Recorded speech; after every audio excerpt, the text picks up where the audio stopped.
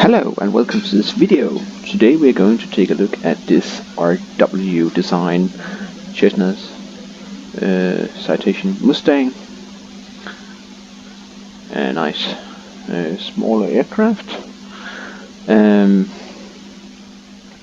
you see the aircraft at the moment, it is the cold and dark status of the aircraft, even though the displays and such isn't in that configuration according to the checklist. So that's one of the negative sides here to start off with from this particular aircraft. But else the aircraft looks pretty nice from the interior to the exterior. But let's go through it with a short flight here. We are going to fly here from Longford Lodge in Ireland and over to Aberdeen. A short flight.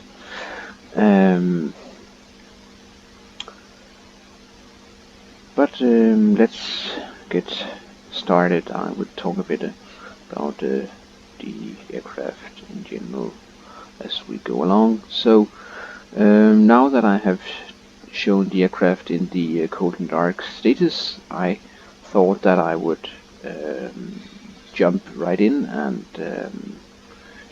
demonstrate that, and then we can start up the aircraft. But I'm not going to start it up because some knobs are in the right position and others is not, so I guess we would just jump in and say now the engine is started, and then we would program the aircraft. So right now we're just going to take a look at the interior and the exterior of this particular aircraft, and in the end I would come with a conclusion, of course. However, I have to admit that I was quite a bit disappointed of this status the aircraft is in at the moment. It has an auto update feature here, and you can see we got the version that is 1.01. As it is set on, you can click it on and off. View changelog. I'm not sure why it is there, because so far I cannot see any where there would be any information about the changelog, but could be me that is missing something. So that's where it is. In this particular aircraft you have options to set up given stuff of the aircraft. You can say,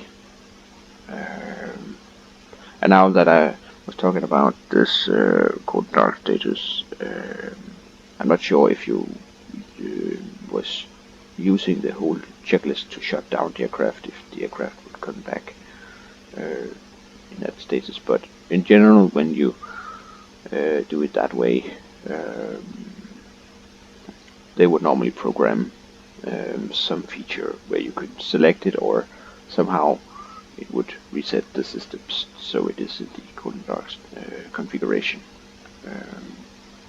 Because so far I have not found any options in here to do so, because I just jump in from the explain system and say start the aircraft with engine shut down and such. The aircraft, you got visual effects for rain. I have to admit that I have not seen it in action so far, but I also haven't. This is only the third time that I'm trying the add-on. I have previously been flying 2 flights. And another thing I can say, my autopilot project do not work with this aircraft very well for the airspeed and for the altitude, and that's due to some custom codings that is made. I have to admit that I have been in and edit a few things, and I could probably edit my project, but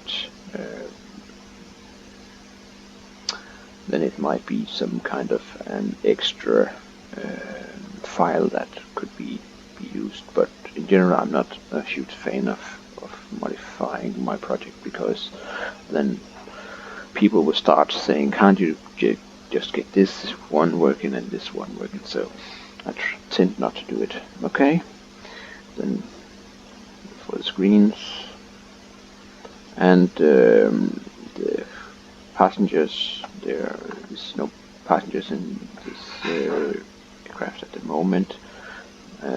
However,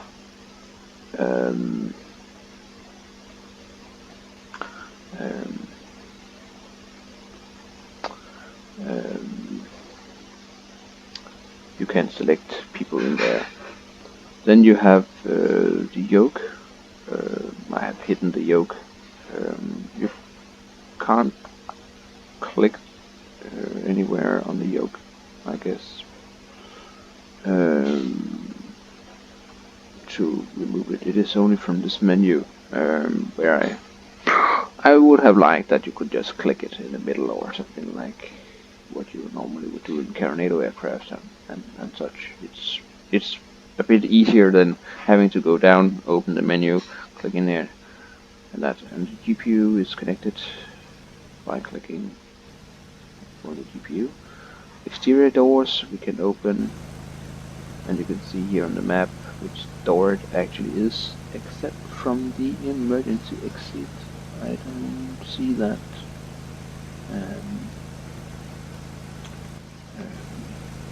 being displayed, but of course it's on the opposite side of the aircraft, so that makes sense that you can't see it on this small visualization that is here. Weight and balance, you can go in, and here you can add passengers and pilots and such. Now let's just set it for the full. So now we got 2 pilots. Sorry. Side here, and the modeling, of the individual passengers and pilots is done very well, in fact. Very lifelike, you could say. So that's pretty nice. You can open the here, as you can see.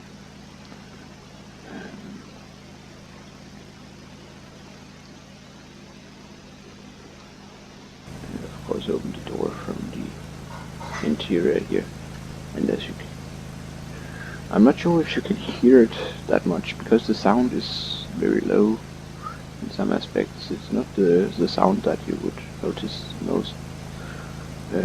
However, perhaps in the real aircraft there isn't that much sound either, even though you would be able to hear it, of course, but that's it. Checklist.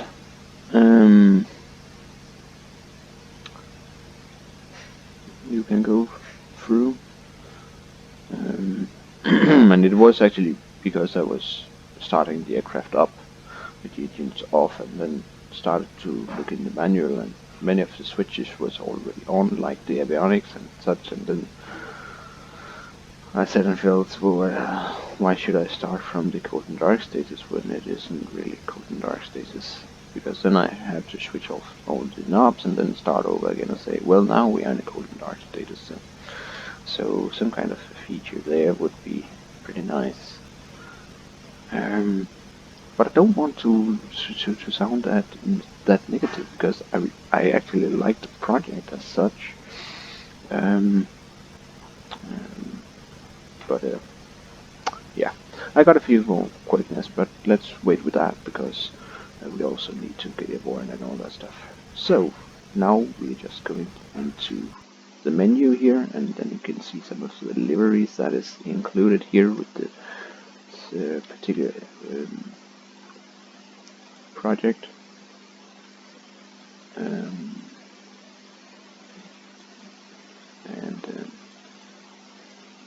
there's a few to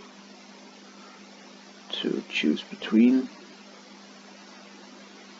But just gonna take this one and say start with engines. Failures fix all. Don't have any issues as such, and then just say apply. And our flight is very simple and primitively done. It is just 2 waypoints. However, I understand why there is a click spot over here, because then you can look at the map, but again you can't move it around, so I could see a bit more of the screen over here. I don't really know, but in some aspects I feel a bit clumsy, I would say. Also, if I go to this view I have set up, but again the knobs in the real aircraft it is this way, but I don't really know, but I feel some of the reason I actually got this aircraft was actually because I have been flying, as some of you might have seen, the default Sirius jet. It was SF50 as far as I remember, where I really like the G1000, but in here it feels a bit clunky, and to adjust things isn't as easy. So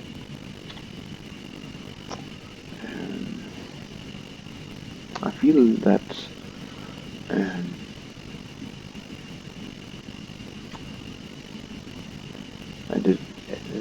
it is a bit difficult, because in reality it would not be as huge a problem, but we are in a simulator, and when we think about back when I got hardware and all that stuff, it made it a bit easier, and that's also why it might not be as huge a problem in the real aircraft, because you've got the real knobs and those, but we are in a simulator and using mouse and keyboard and some kind of an easier way of input, perhaps, to not spoil the realism of the aircraft for those that actually would like an easier feature. It might be some kind of a click spot that you could click, and then you could use your keyboard or something to enter waypoints and such, because it gets a bit clunky when you get to it. And when you get into this view here, the mouse scroll wheel, as you can see, is not working. It is only if I go down here, I can use my my scrolling abilities of the mouse. Let's see if I can get there. And then the flight plan, because then I can, as you can see, scroll with the mouse, but when I get over here I have to manually click each time to get it working, because else it would just zoom. So there are some given areas where it just feels a bit clunky from a perspective of a desktop simulation, you can say.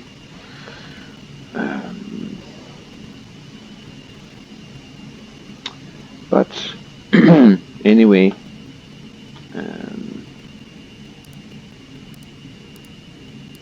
can insert the wind here. There's the default stuff that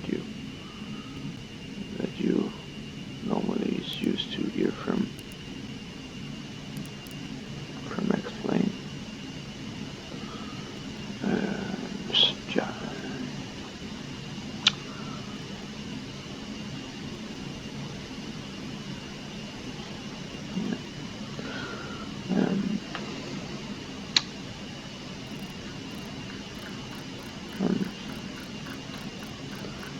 I would say I really is missing my autopilot project functionality here to adjust the altitude in that. But that's how it is.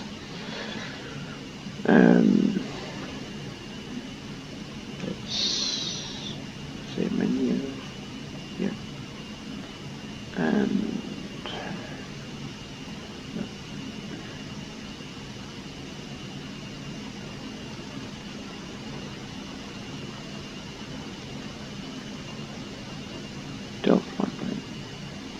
enter. There we go. And now let's enter our new flight plan.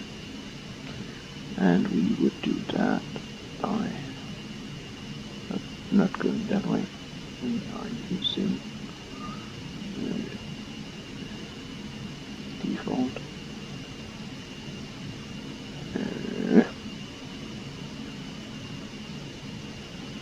Flight plan.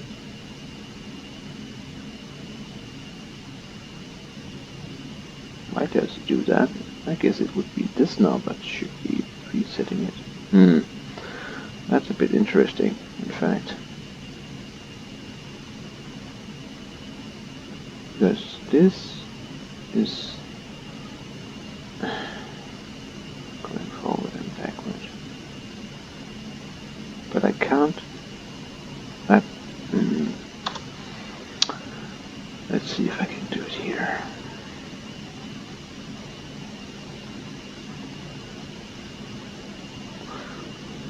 That's a bit interesting. That I can't get the mouse pointer back because I want to enter a new waypoint, because I shouldn't actually go in and say a direct, but that's actually the only way I seems to be able to get into it.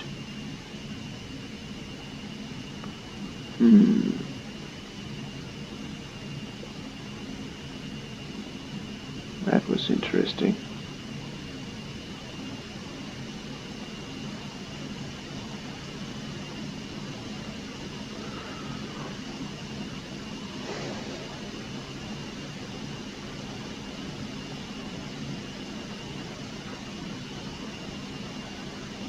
Aberdeen. There we go. Enter. Enter. Now it's actually set up there, but I actually want to insert another waypoint, but now I'm guessing it would just remove it all again. And it is things like this that makes it a bit tricky to input, because I should mean that I'm pretty much into programming this from what you have seen in just my previous video of the Garmin 1000.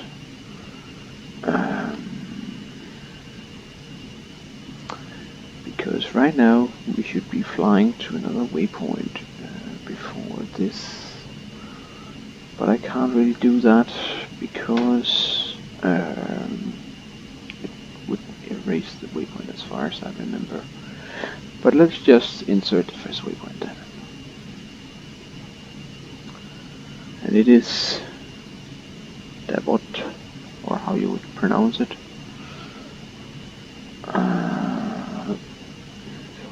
That was quite right.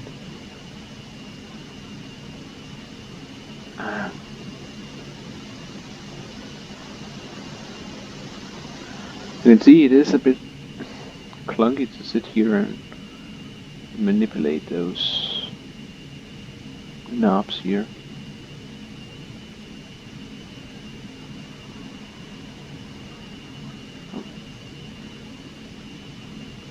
And especially when we don't have the ability to scroll as well.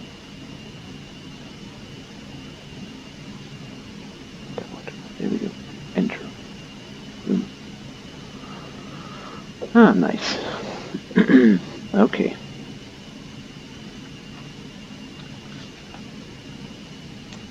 And then we can again go in there and say that we want to fly to Remol.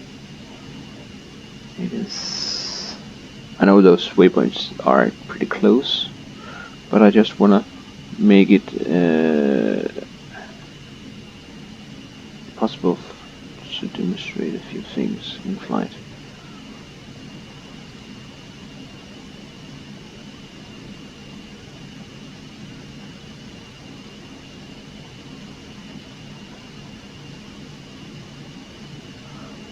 Damn, we are using quite some time right now just to get all the things set up here. That was not my intention here. There we go, now we got the flight plan set, even though it was a bit clunky here. And now, if we zoom out here, you can see that there is no line towards our first waypoint, and that's basically because the way it was entered into the system. But then we can go in here and go back and say menu and activate the lag. Oh no, not activate. I should go back and press the direct button. That's a very important thing to remember. I have said in my G1000 video, it is important that the waypoint you want to fly to, if you don't want to erase the whole route, you need it to be the part of the actual flight plan before you are highlighting the waypoint. In the context that I was using it in the past was if we was flying this particular route and the air traffic controller wanted us to fly to another waypoint, I would need to insert that waypoint into the flight plan before I hit the direct, because if I just hit the direct button and say where I want to go, it would erase the rest of the route, and then it would be gone. So that's very important to do it in the right order.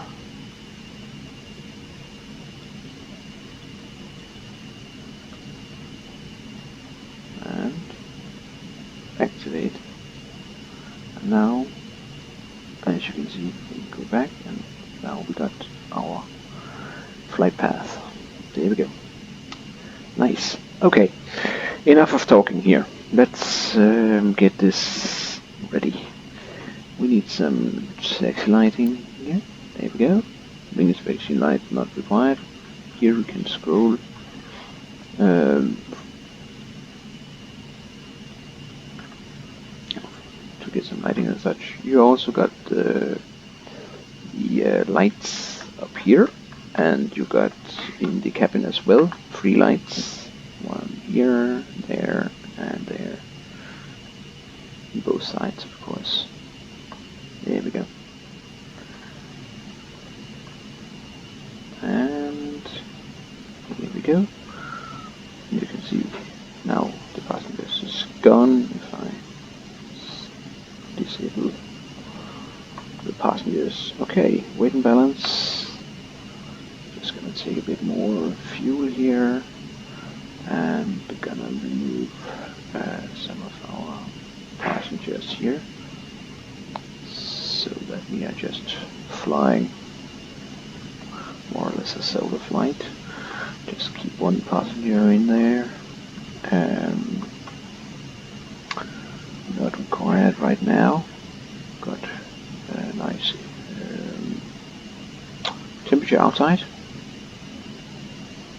Not sure the outside temperature is right. The ISA temperature in my previous flight was showing the same at all time, which I wondered a bit about. Okay, but now we should be ready to go. Set a bit of flaps here, and then we would start taxiing here.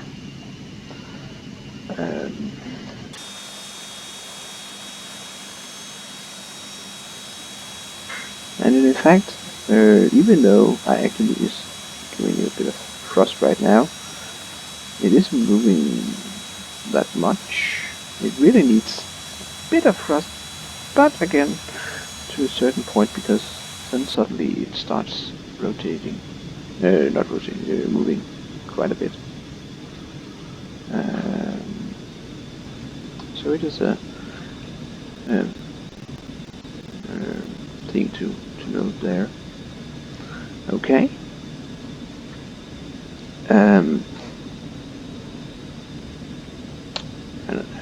Another thing I can show you now when you're taxiing is the ability here. You can see we are moving the displays.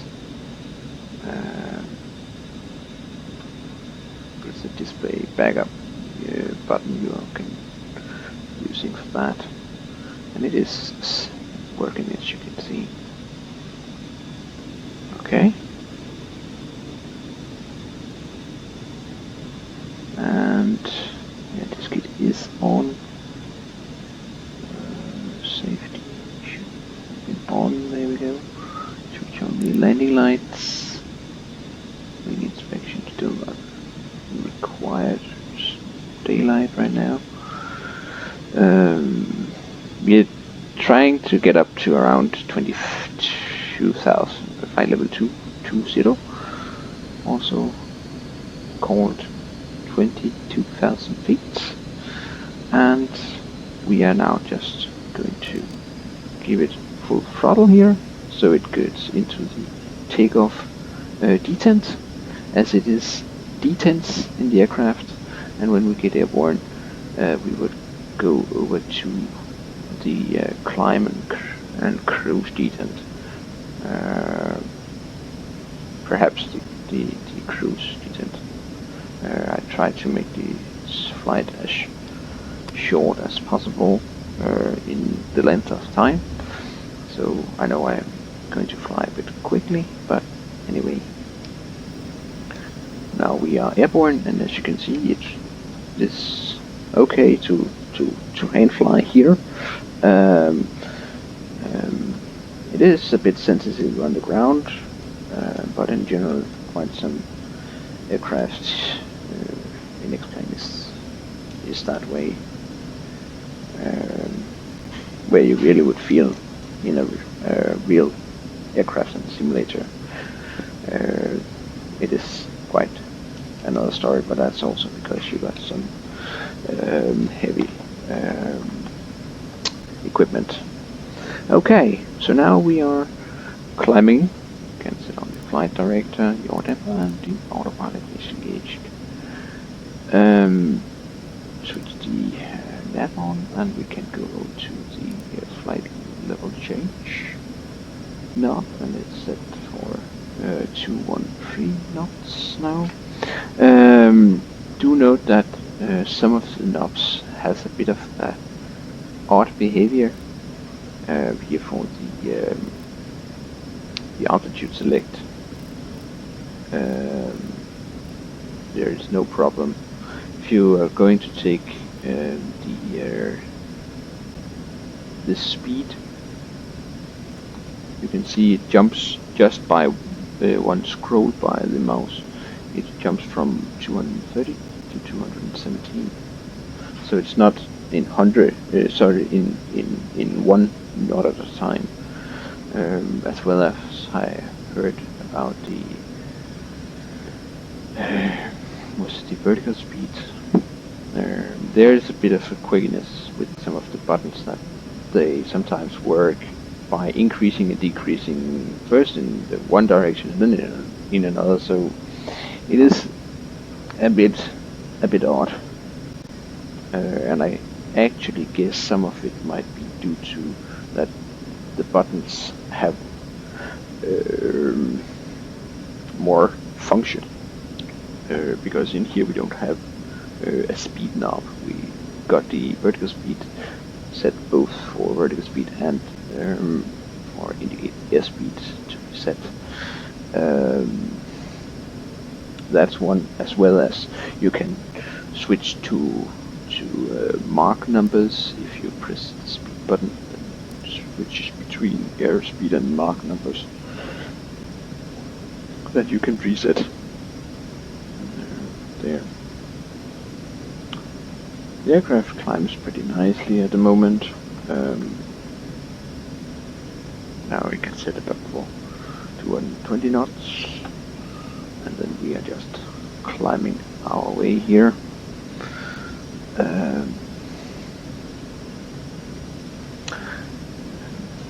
So there are a few quirkiness here and there in this particular aircraft.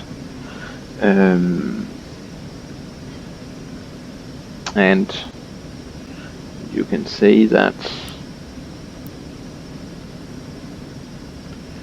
you can work your way around most of it. So in reality, the aircraft from a functionality perspective is working and can be flown.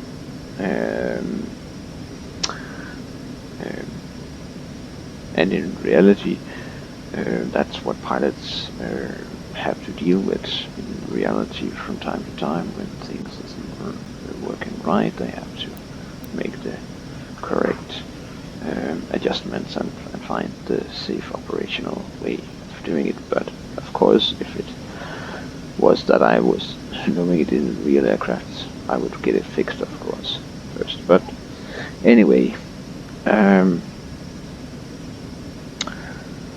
let's take it to the exterior.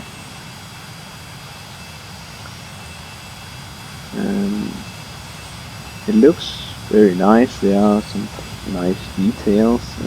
You can see in the wings when you are using the speed brakes. You can look down and up and see the details inside the wing, and that's pretty nice.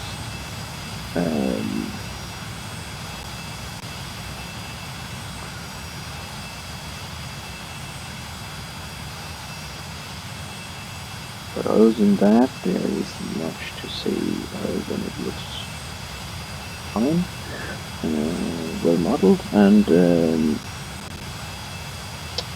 one thing to note is that there is no wheel chucks or something like those, what you would call static elements that you are used to from Tornado or some of the other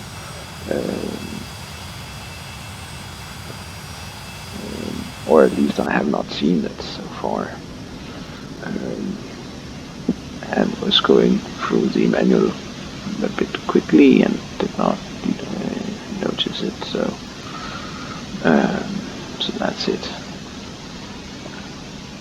Down here we got some trim, as you can see.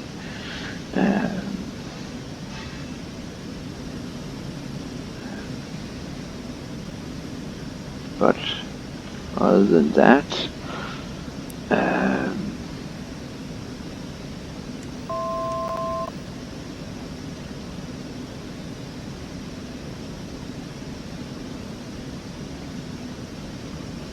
there is not much to demonstrate here in flight. And now I set it for the standard barometer pressure. So